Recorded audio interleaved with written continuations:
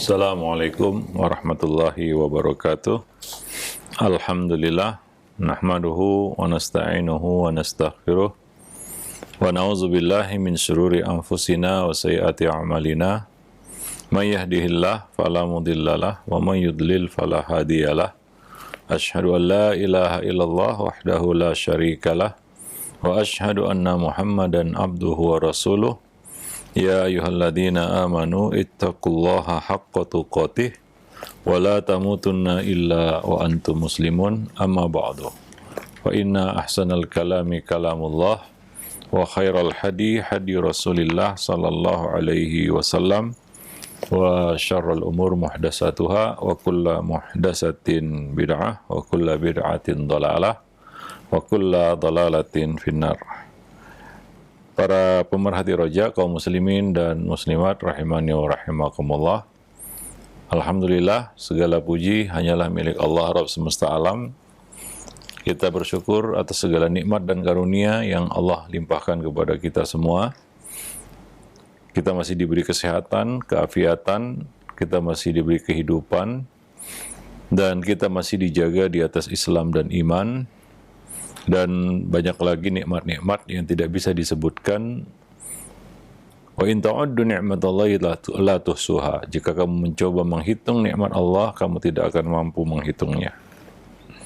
Salawat dan salam tidak lupa kita limpahkan untuk Nabi kita Muhammad sallallahu alaihi wasallam, keluarga beliau, sahabat-sahabat beliau, dan umat beliau sampai hari kemudian. Para pemerhati roja, kaum muslimin dan muslimat, a'azani Allah wa iyyakum jami'an.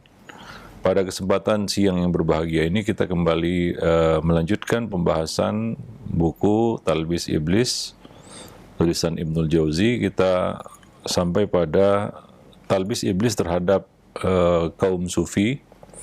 Di antaranya adalah sikap mereka yang meninggalkan al-mal atau harta, dan menunjukkan seolah-olah mereka sampai kepada puncak kezuhudan dengan meninggalkan harta benda sama sekali dan memandangnya rendah dan hina, ya, sehingga di antara mereka ada yang membuang-buang harta mereka atau menyia-nyiakan harta mereka.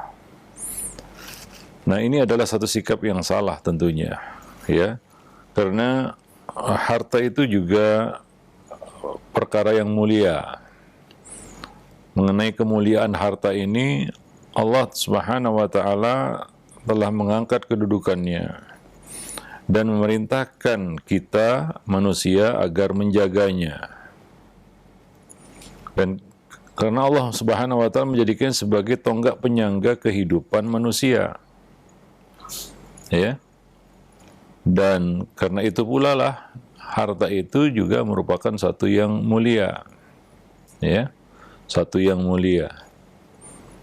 Allah perintahkan untuk dijaga, tidak disia-siakan. Salah satu perkara yang Allah benci adalah idha'atul mal, membuang-buang, menyia-nyiakan harta, ya. Di antaranya adalah dinar dan dirham, itu harta, ya. Dan memang Allah Subhanahu wa Ta'ala telah menanamkan kecintaan dan kesukaan manusia kepada harta. Itu adalah suatu yang normal, ya, karena kita punya hawa nafsu, maka kita ada keinginan untuk memiliki harta, ya, terutama untuk harta untuk menopang kehidupan kita sebagai penyokong kehidupan manusia, ya. Maka dari itu harta ini pun juga suatu yang harus dimuliakan. Maka nggak boleh kita membakar uang kita misalnya, ya, dengan alasan apapun. Misalnya dengan mengatakan ini kan uang saya mau bakar, saya mau koyak-koyak. Itu tidak bisa diterima karena manusia akan menganggapnya itu salah, ya. Bahkan di negara yang berdaulat, tindakan seperti itu bisa masuk penjara, diancam hukum pidana, ya, karena harta adalah satu yang mulia. Apalagi ya dikatakan emas itu logam mulia, Ya, kenapa disebut logam mulia? Karena dia memiliki nilai yang membuat orang yang memilikinya juga bisa menjadi mulia. Dan kita diperintahkan untuk menjaganya dan tidak boleh menyia-nyiakannya. Idaatul mal itu termasuk perkara yang dibenci Allah Subhanahu wa taala. Hingga Allah Subhanahu wa taala mengatakan ya, sebagai bentuk untuk menjaga harta dan tidak menyia-nyiakannya adalah larangan menyerahkan harta kepada orang yang belum sempurna akalnya. Contohnya anak yatim, kita mengelola harta anak yatim, tidak boleh diserahkan kepada anak yatim itu sehingga dia sampai kepada usia rusyd, di mana dia mampu dan cakap untuk mengelola harta itu dengan baik hingga tidak tersia-siakan. Ya, Allah mengatakan di dalam surat An-Nisa ayat 5, "Wala tu'tus sufaha'a amwalakumul lati ja'alallahu lakum qiyama." Dan janganlah kamu serahkan harta kamu, janganlah kamu serahkan kepada orang yang belum sempurna akalnya harta mereka yang ada dalam kekuasaanmu. Itu harta mereka ya, milik mereka. Tapi jangan diserahkan, itu anak-anak yatim. Ya, sampai mereka mencapai usia rusyd. Ya, mampu untuk mengelola harta itu dengan baik. Allati ja'alallahu lakum qiyama, yang mana Allah jadikan harta itu sebagai pokok kehidupan, qiyam. Ya, sebagai tonggak ataupun tulang punggung kehidupan. Maka kita tidak boleh menyia-nyiakan harta, membuang-buang harta atau menelantarkan harta, ya, sehingga masuk ke dalam kategori ya perbuatan mubazir, dan itu adalah perbuatan yang disukai oleh syaitan, yaitu mubazir, dan dibenci oleh Allah Subhanahu wa taala. Ya, dan Allah pun melarang menyerahkan harta kepada orang yang tidak mengerti. Fa in anastum minhum rusdan fadfa'u ilaihim amwalahum. Kemudian jika menurut pendapatmu mereka telah cerdas, yaitu sampai kepada usia rusyd, yaitu cakap memelihara harta, mengelola harta, maka serahkanlah harta itu kepada mereka. Ini harta anak yatim ya, yang ada di tangan kita, tidak boleh kita serahkan dalam kondisi dia tidak cakap untuk mengelolanya. Apalagi harta kita. Kita punya harta, jangan serahkan itu kepada orang yang safih, sufaha. Ya, tidak cakap mengelola harta, sehingga harta itu ya menjadi terbuang percuma. Maka kalau kita misalnya ingin bermuamalah ya kepada seseorang yang mana kita percayakan harta kita kepadanya, kita serahkan harta kita kepadanya, apalagi jumlahnya besar, baik itu dalam bentuk akad mudharabah ataupun yang lainnya, syarikah, maka jangan kita serahkan harta kita itu, kita titipkan, kita amanahkan harta kita itu kepada orang yang tidak ahli, orang yang tidak cakap, yang akhirnya ujung-ujungnya terjadilah pertengkaran, ya, harta itu hilang. Ya, ini termasuk tausidul amri ila ghairi ahlihi, menyerahkan urusan kepada yang bukan ahlinya. Dan ini termasuk menyia-nyiakan amanah. Itu amanah harta yang ada di tangan kita. Maka sebelum kita menyerahkan harta kepada orang lain, harta kita ini ya, kepada orang lain, maka pastikan orang itu adalah orang yang cakap dan bisa mengelola harta itu dengan baik. Jangan serahkan kepada orang-orang safih. Itu orang-orang yang tidak mengerti, yang cenderung harta itu akan menjadi sia-sia, ya. Ya, kita akan terbuang percuma tanpa faedah, ya. Nah, maka itu perkara yang dilarang. Karena harta itu mulia, ya, harus dijaga dia, ya, supaya tidak tersia-siakan. Membuang-buangnya itu termasuk perkara mubazir yang disukai oleh syaitan, dibenci oleh Allah Subhanahu wa taala.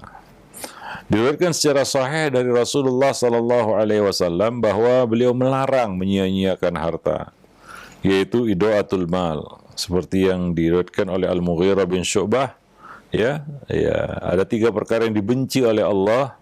Salah satunya adalah idaatul mal, menyia-nyiakan harta.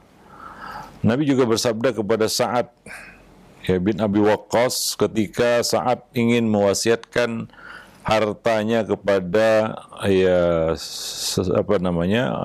selain ahli warisnya, ya, maka Nabi berkata kepadanya, la antatruka warasataka aghniya'a khairun min antada'ahum alatan yatakaffafuna an-nasa. Sungguh kamu meninggalkan ahli warismu dalam kondisi berkecukupan, ya, ada harta yang bisa diserahkan kepada mereka, ya, untuk menyambung hidup mereka, adalah lebih baik bagimu daripada kamu meninggalkan mereka dalam kondisi miskin ataupun dalam kondisi fakir, hingga mereka terpaksa karena fakirnya, melaratnya mereka terpaksa harus meminta-minta kepada orang lain. Yatakaffafuna annas, mereka minta-minta kepada orang lain untuk mencukupi kehidupan mereka. Maka itu dilarang menyerahkan ataupun memberikan wasiat lebih daripada sepertiga. Ya, wasiat itu sulus, sepertiga. Wasulusu katsir, kata Nabi. Sepertiga itu pun sudah banyak sebenarnya. Ya. Nah, demikian, ya, beberapa nas, ya, dari baik itu dari Al-Qur'an maupun dari sunnah Rasulullah sallallahu alaihi wasallam yang berisi, ya, perintah untuk menjaga harta dengan baik, ya, tidak menyia-nyiakannya. Nabi juga pernah berkata, ya, tentang keutamaan dan kemuliaan harta, ma nafa'ani malun kamali Abi Bakar. Tidak ada harta yang memberi manfaat bagiku seperti harta Abu Bakar. Ya, maka kita harus, ya, perhatikan bagaimana kita membelanjakan harta kita. Hendaknya kita belanjakan untuk hal-hal yang jelas bermanfaat, sehingga tidak terkesan kita merendahkan dan meremehkannya. Kadang-kadang sebagian orang, ya, suka membuang-buang harta, meremehkannya. Mungkin karena harta itu mudah dia dapat. Ingat bahwa tidak setiap saat kita dimudahkan Allah untuk mendapat rezeki. Seperti hari ini mungkin, ya, ada mungkin waktu di mana Allah Subhanahu wa taala mempersempitnya. Wallahu yaqbidu wa yabsutu. Allah yang menahan dan Allah yang melapangkan. Wa ilaihi turja'un, dan kepadanya lah kamu akan dikembalikan. Maka ketika kita lapang, kita tidak boleh buang-buang hambur-hambur harta. Ya, sebagian orang menampilkan gaya hidup boros. Ya, belanja sana, belanja ini, kemudian kadang-kadang membeli perkara-perkara yang sebenarnya tidak perlu juga dia beli. Ya, dan ini terkesan dia meremehkan harta itu. Ya, seolah-olah harta saya nggak habis 7 turunan. Katanya seperti itu. Ya, bisa saja harta itu lenyap dari pandangan kita dalam sekejap.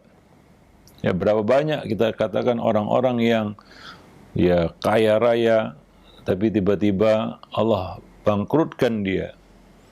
Allah miskinkan dia. Jadilah dia orang yang melarat. Maka ketika harta itu di tangan kita, kita tidak boleh, ya, menghambur-hamburkannya sesuka kita. Ya, walaupun itu dalam pandangan kita, ya, harta kita, padahal itu cuma titipan belaka. Wallahu a'lam bishawab. Ya, nah itu sikap yang, kita katakan berseberangan dengan orang-orang sufi ini. Mereka justru meninggalkan harta itu karena merasa mereka tidak perlu, mereka tidak butuh. Nah, ini adalah suatu yang menyalahi kenyataan sebenarnya. Siapa yang tidak butuh harta di dunia? Kita masih membutuhkannya. Ya, maka dari itu Nabi SAW, ya, menyuruh kita untuk berikhtiar, berusaha untuk mencari harta secara halal. Dan Allah juga perintahkan ketika kamu dan apabila salat telah selesai dikerjakan, fantasyiru fil ard. Fa idza qudiyatis salatu fantasyiru fil ard. Jika salat telah ditunaikan, maka bertebaranlah kamu di muka bumi. Wabtaghu min fadlillah. Dan carilah karunia Allah Subhanahu wa taala. Ya, kita diperintahkan untuk mencarinya. bertebaran di muka bumi. Ardullahi wasi'ah. Bumi Allah ini luas, ya. Apa kata Nabi? Seandainya seorang itu membawa tali ke hutan, mengambil kayu bakar, dia jual, lalu dia dapatkan harta itu, sebagian dia untuk kepentingan dirinya dan sebagian dia sedekahkan, itu lebih baik daripada dia meminta-minta kepada manusia. Ya, jadi ada anjuran kepada kita untuk mencari harta dengan cara yang halal. Bahwa itu tidak menafikan kezuhudan. Ya, kalau kita misalnya sibuk untuk mencari harta yang memang perlu kita cari untuk kebutuhan kita, itu tidak menafikan kezuhudan. Ya, nah demikian. Tidak mungkin ya kita menegakkan kehidupan kita tanpa harta itu. Alladzi ja'alallahu lakum qiyama, allati ja'alallahu lakum qiyama, yang telah Allah jadikan harta itu sebagai tulang punggung kehidupan kamu. Nah, kaum sufi ini ya justru menganggap harta itu sesuatu yang tidak perlu. Bahkan mereka tinggalkan sama sekali. Dan apa yang terjadi? Mereka justru terpaksa harus meminta-minta, hidup dari belas kasih orang lain. Ya, nah ini tentunya membuat ya, orang itu hina. Ya, nah demikian. Wallahu a'lam bishawab. Diriwayatkan dari Amr bin As, ia menuturkan bahwa Rasulullah Sallallahu Alaihi Wasallam mengirim utusan kepadaku untuk menyampaikan pesan. Apa pesannya? Ambillah pakaian dan senjatamu, lalu datanglah padaku.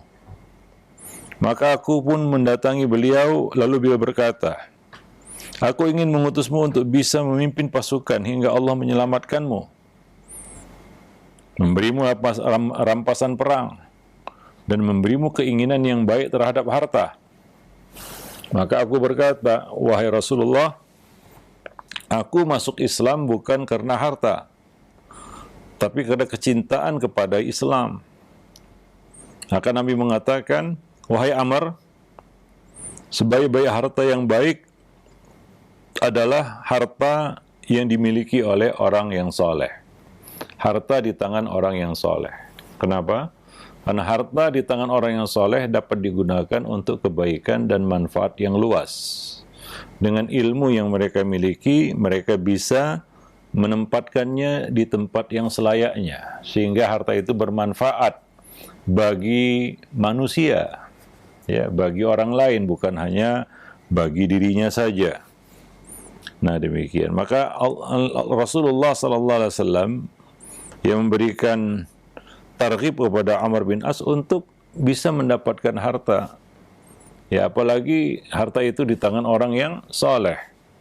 Maka kebaikan harta itu akan semakin luas. Manfaat harta itu akan semakin besar. Ya. Nah, kemudian Ibnul Jauzi mengatakan, hadis-hadis ini dikeluarkan di dalam kitab-kitab sahih. Ya, yaitu hadis-hadis yang sahih. Hadis-hadis ini bertolak belakang dengan apa yang diyakini oleh kaum sufi, yang mengatakan bahwa memperbanyak harta itu ibarat tirai penutup dari cahaya Allah. Dan juga mereka menganggapnya itu sebagai suatu hukuman. Ya, sedangkan menyimpan harta itu berarti tidak bersikap tawakal. Artinya menafikan tawakal. Ya, menyimpan dan menyimpan harta. Ya, mereka berpendapat ataupun memiliki pandangan, orang yang menyimpan harta itu tidak tawakal atau menafikan tawakal. Ya, tidak diragukan lagi bahwa fitnah harta memang mengkhawatirkan. Ya, dan kita tahu itu Nabi SAW mengingatkan kita terhadap fitnah harta. Ya, seperti sabda Nabi, mal faqru akhsha alaikum, bukan kefakiran yang aku khawatirkan atas kamu, walakin akhsha alaikum an tubsata lakumud dunya. Tapi aku khawatir dunia ini dibentangkan kepadamu, harta menumpuk di hadapanmu. Fitnah harta memang ada, tapi meninggalkan harta sama sekali itu bukan tindakan yang tepat, bukan tindakan yang benar, bukan sikap yang benar. Jadi mukmin pertengahan antara sikap berlebihan terhadap harta dan sikap mengacuhkan terhadap harta, yaitu memiliki harta untuk mendekatkan diri kepada Allah, untuk taat kepada Allah Subhanahu wa taala. Ya, untuk kebaikan, misalnya membantu orang. Maka Nabi tadi mengatakan sebaik-baik harta adalah harta yang ada di tangan orang yang soleh. Karena dia dapat menggunakan harta itu dengan sebaik-baiknya, ya, untuk kemaslahatan dirinya dan kemaslahatan manusia ataupun orang lain. Nah, jadi ahlus sunnah ataupun seorang mukmin bersikap antara hal itu. Sikap menyia-nyiakan harta, boros, buang-buang harta, dan sikap antipati dan tidak peduli terhadap harta. Ya, dan cenderung ya menyingkirkannya dari kehidupannya, bahkan memusuhi dan menganggap itu adalah halangan, rintangan yang menghalanginya untuk berjalan menuju Allah Subhanahu wa taala. Ya, nah tentunya kita tidak dapat beribadah tanpa harta. Haji itu perlu harta. Berhaji. Ya. Zakat tentunya ya tidak wajib kecuali orang yang punya harta. Dan banyak lagi ibadah-ibadah lain yang kaitannya juga dengan harta, bahkan jihad. Juga harus dengan harta. Ya. Maka dari itu orang-orang miskin, fakir di zaman Nabi, mereka ingin pergi jihad bersama Nabi, tapi mereka tidak punya apa-apa. Ya. Tapi mereka menahan diri, tidak meminta-minta kepada manusia. Ya, jadi harta itu adalah sesuatu yang diperlukan, tidak hina secara mutlak. Ya, dan kita di dunia tidak bisa lepas ya dari kebutuhan terhadap harta. Dan kita perlu harta itu. Ya, salah satunya adalah untuk menyambung kehidupan kita. Yang kedua untuk beribadah kepada Allah Subhanahu wa taala. Ya, salat saja kita harus memakai perhiasan kita. Khuzu zinatakum inda kulli masjid. Pakailah perhiasanmu ketika kamu datang ke masjid, yaitu pakaian yang layak. Kalau kita tidak punya harta sama sekali, lalu bagaimana kita bisa mengenakan pakaian yang terbaik untuk menghadiri masjid ataupun menghadiri salat? Nah, demikian. Maka sikap berlebih-lebihan ini adalah suatu yang keliru, ya. Wallahu alam bisawab. Namun juga di sisi yang lain, ya kita tidak boleh lalai terhadap fitnah harta. Ya, jangan juga kita jatuh dalam sikap tamak, ya, sehingga perhatian kita hanya tertuju kepada harta itu dan menghalangi kita dari zikrullah. Ya. Allah juga telah memperingatkan kita, innama amwalukum wa auladukum fitnah. Sesungguhnya harta kamu dan anak kamu adalah fitnah. Itu ujian yang Allah berikan kepada seorang hamba, yaitu melalui harta, ujian harta. Ya, kita juga tidak boleh lengah dan lalai terhadap fitnah harta ini. Maka sikap yang tepat adalah di antara keduanya, sikap meremehkan ataupun cenderung menyingkirkannya dari kehidupan, dan sikap yang berlebihan dalam menguasainya, memilikinya, dan kecintaan kepadanya. Wallahu a'lam bishawab. Ya, maka fitnah harta itu memang perlu dikhawatirkan. Ya, nggak sedikit orang yang meninggalkannya karena takut akan terkena fitnah. Ya, banyak ya para salaf meninggalkannya harta itu karena takut akan terkena fitnahnya. Ya, lagi pula mengumpulkan harta melalui cara halal itu sulit dilakukan. Ya, ini dulu. Ini yang dikatakan oleh Ibnul Jauzi belasan abad yang lalu. Ya, bila mengatakan di sini, ya, lagi pula mengumpulkan harta melalui cara yang halal sulit dilakukan. Kalaulah zaman dulu yang tidak serumit ini, ya, itu sulit dilakukan untuk mencari harta yang halal, apalagi hari ini. Sehingga muncul ungkapan-ungkapan seperti cari yang haram saja susah, apalagi yang halal. Ya, nah demikian. Ya. selamatnya hati dari godaan harta hampir dibilang mustahil. Itu selamatnya hati dari fitnah harta, dari godaan harta, hampir dibilang ya mustahil. Artinya sangat-sangat sulit untuk dilakukan. Karena manusia punya hawa nafsu dan hati itu condong untuk menyintainya. Ya, karena pagar neraka itu adalah perkara yang cocok dengan hawa nafsu. Ya, dan harta itu adalah godaan bagi hati.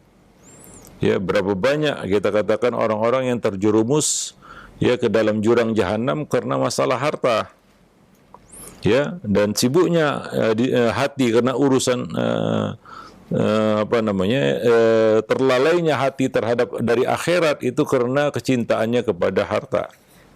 Ya, sehingga ia pun lalai terhadap urusan akhiratnya. Ya, maka fitnah harta perlu kita waspadai.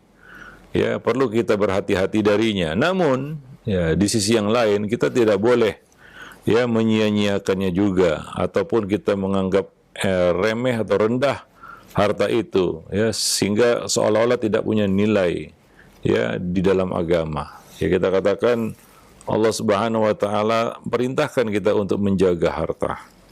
Ya. Namun Allah ingatkan juga kita supaya hati-hati terhadap fitnah harta. Innama amwalukum wa auladukum fitnah. Adapun berusaha untuk mendapatkan harta, apabila seorang berusaha hanya untuk mendapatkan bekal yang sekedarnya, ya, seadanya dari jalan yang halal, ini adalah suatu keharusan kata beliau. Itu harus bagi kita, wajib bagi kita untuk mendapatkan harta dengan cara yang halal, walaupun sedikit. Ya, karena memang itu pilihan yang sulit. Kalau kita cari harta yang halal, itu identiknya sedikit. Tapi kalau kita berani menabrak rambu-rambu syariat, mungkin dapat banyak. Ya, nyerempet-nyerempet hal-hal yang syubhat. Ya, awalnya syubhat, lama-lama menyerempet perkara yang haram. Ya, nah, jadi sulit untuk mendapatkan harta yang halal itu. Ini yang dikatakan oleh Ibnu Jauzi, ya, bahwa sulit untuk dilakukan dan selamat dari godaan harta juga sulit. Selamatnya hati dari godaan harta juga hampir dibilang mustahil. Ya, karena harta membuat seorang itu lalai dari urusan akhiratnya. Maka ini perlu dikhawatirkan. Kita perlu khawatir terhadap fitnah harta. Dan Nabi khawatir terhadap umat beliau akan fitnah harta ini. Ya, nah sehingga Nabi mengatakan ya akan membinasakan kamu sebagaimana telah membinasakan umat-umat sebelum kamu. Dan salah satu fitnah yang menimpa Bani Israel adalah fitnah harta selain fitnah wanita. Ya, nah demikian. Dan berusaha untuk mendapatkan harta, apabila seorang berusaha hanya untuk mendapatkan bekal yang sekedarnya dari jalan halal, ya itu adalah sesuatu yang harus dilakukannya. Artinya apa? Ketika kita keluar mencari harta, keluar rumah mencari harta, maka yang harus menjadi poin ya ataupun platform kita di dalam mencari harta itu adalah halal. Walaupun ya kita katakan hasilnya sedikit. Ya, biasanya seperti itu. Halal itu sama dengan sedikit ya, biasanya. Ya, kebanyakannya seperti itu. Ya. Banyak itu kadang-kadang harus pakai syubhat. Kalau enggak yang haram sekalian, ya. Maka pilihan yang sulit kadang-kadang di dalam hidup ini.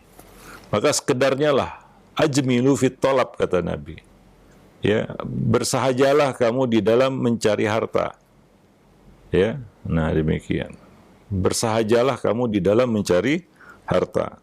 Ya, tidak berlebih-lebihan sehingga kadang-kadang karena mencari harta itu seorang melalaikan kewajiban-kewajiban akhiratnya, lupa sholat, ya bahkan lupa perkara yang wajib dia tunaikan terhadap dirinya sendiri. Ya, lupa diri sendiri, ya, karena sibuk mencari harta tadi. Padahal itu adalah sesuatu yang ya kita katakan perlu dia perhatikan, hak-hak yang perlu dia tunaikan, ya, hak Allah yaitu ibadah, dan hak dirinya yaitu dipenuhi segala kebutuhannya.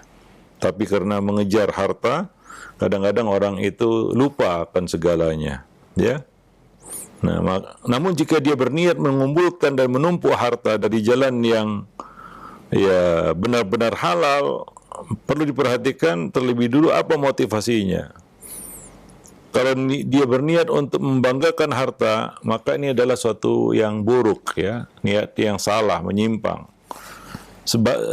Sebaliknya, jika dia berniat untuk menjaga diri dan keluarganya serta menyimpan sebagian harta itu untuk hal-hal yang tidak terduga atau kondisi darurat, atau berniat memberi kelapangan kepada sesama saudaranya, atau berniat memberi kelapangan kepada orang yang membutuhkan, memberikan kecukupan kepada fakir miskin, dan berbuat baik kepada manusia, yaitu bersedekah, berinfak, ya, maka ya dia mendapatkan pahala atas niat baiknya. Ya, nah demikian. Jadi terpulang kepada motivasi kita. Niat kita mencari harta itu untuk apa? Apakah untuk berbangga-bangga dengan harta yang banyak? Ini membuat kita ujub, ya, membuat kita ujub terhadap harta itu, ya, atau kita mencarinya atau mengumpulkannya, ya, untuk kemaslahatan diri kita dan kemaslahatan keluarga kita, ya, menurut batas yang wajar dan cukup. Ya, kalau itu motivasinya, tentunya itu menjadi ibadah.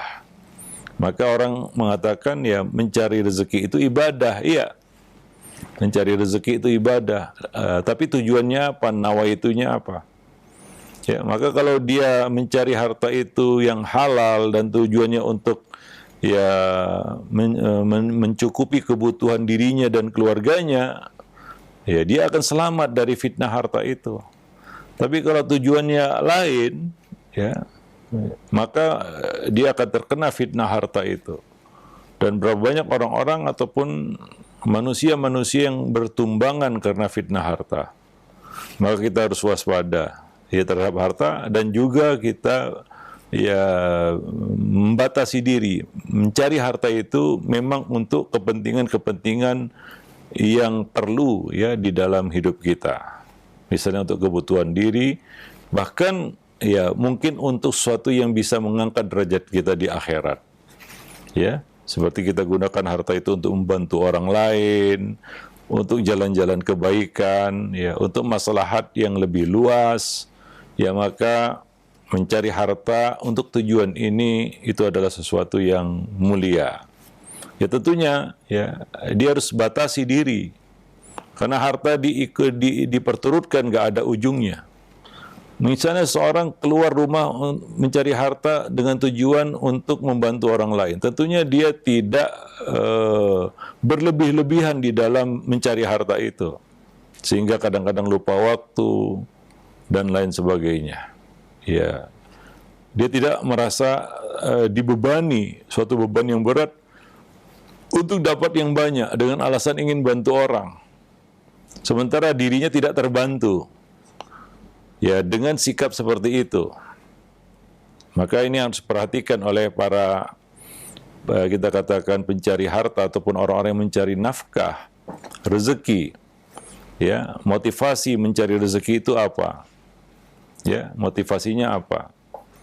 Ya, tujuannya apa? Kemudian platform yang kita pakai apa? Apakah untuk kaya atau untuk mencari yang halal? Karena kalau kita keluar rumah mencari harta, mencari rezeki, ya, platformnya itu adalah kaya, maka kita akan dipermainkan oleh syaitan. Kita akan menjadi budak harta. Kita akan menjadi budak dinar dan dirham seperti kata Nabi sallallahu alaihi wasallam. Wallahu a'lam bissawab. Nah, demikian. Jadi intinya harta itu juga mulia di dalam Islam. Ya. Bukan kita katakan zat harta itu hina. Ya, tidak. Ya, harta itu adalah sesuatu yang mulia. Ya, salah satu kelengkapan hidup yang Allah ciptakan untuk manusia. Wa khalaqalakum ma fil ardi jami'an. Itulah dia harta yang Allah ciptakan untuk kamu, ya, untuk manusia, ya. Maka kita tidak boleh menyia-nyiakannya.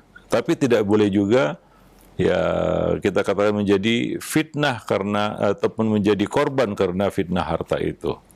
Ya, wallahu alam bissawab. Kita menjadi budak harta misalnya. Ya, atau kita justru menjadi penyembah harta, penyembah dinar dan dirham. Abdud dinar wa abdud darahim kata Nabi. Ya, hamba dinar dan dirham. Hamba sutra, hamba dunia. Ya, wallahu a'lam bissawab. Nah, demikian subhanakallah bihamdik asyhadu an la ilaha illa anta astaghfiruka wa atubu ilaik. Assalamualaikum warahmatullahi wabarakatuh.